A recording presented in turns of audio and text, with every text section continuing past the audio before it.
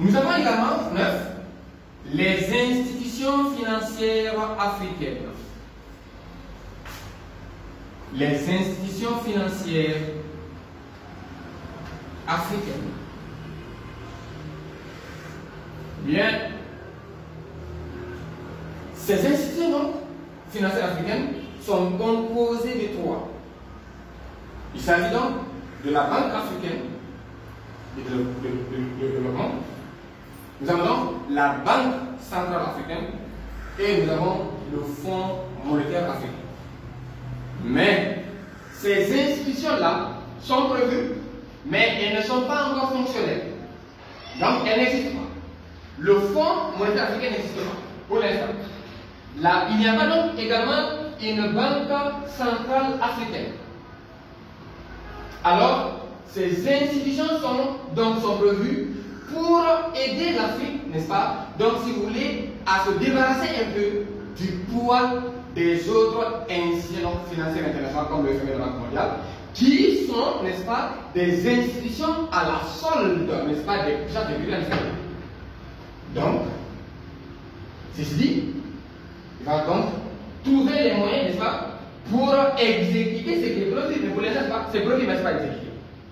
Bien, et enfin, nous avons les comités techniques spécialisés.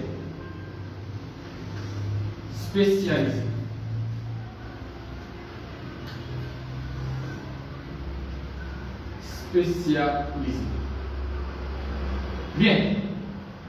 Alors, ces comités techniques spécialisés sont au nombre de 7.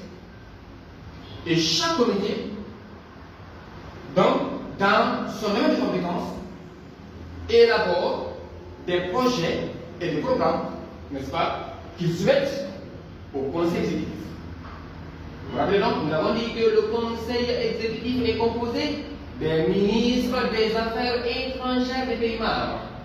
Et donc, les comités techniques spécialisés donc, sont chargés d'élaborer des projets et des programmes qui vont donc soumettre au conseil exécutif qui, à son tour, après examen, n'est-ce pas, donc, soumet ces projets et programmes, n'est-ce pas, à la conférence.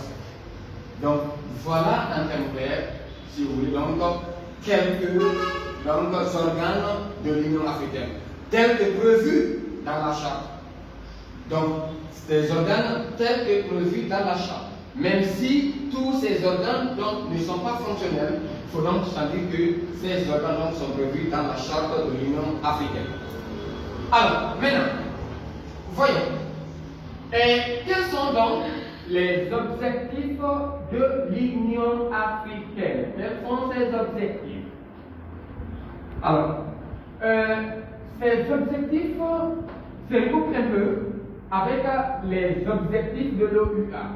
Donc, je dis bien, c'est les objectifs de l'UA se recoupent un peu avec les objectifs de l'OUA.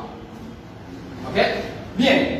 Alors, si le premier objectif de l'OUA était de renforcer l'unité et la solidarité africaine, alors quant à l'Union africaine, son premier objectif, c'est de réaliser une plus grande unité africaine. Donc, réaliser une plus grande unité africaine. Donc, ceci dit, n'est-ce pas,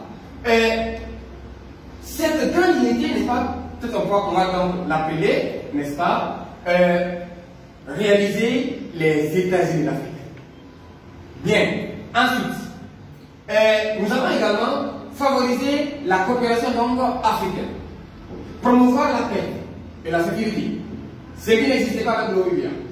Promouvoir la démocratie, ce qui n'existait pas avec l'OUA. Et donc, voilà en quelque sorte, comme si vous voulez, les objectifs de l'Union africaine.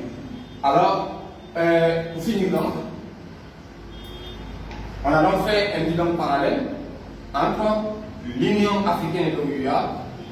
Et si dans sa mise en pratique, l'Union africaine souffre encore, n'est-ce pas, d'efficacité, c'est parce qu'elle refuse encore de se débarrasser, n'est-ce pas, de ce qu'elle était hier, donc avec l'OIA, c'est-à-dire qu'un syndicat des chefs d'État et de gouvernement voulait donc être, si vous voulez, une organisation au service du peuple. Donc, si vous voulez, une organisation, n'est-ce pas, au service de l'ensemble des peuples africains.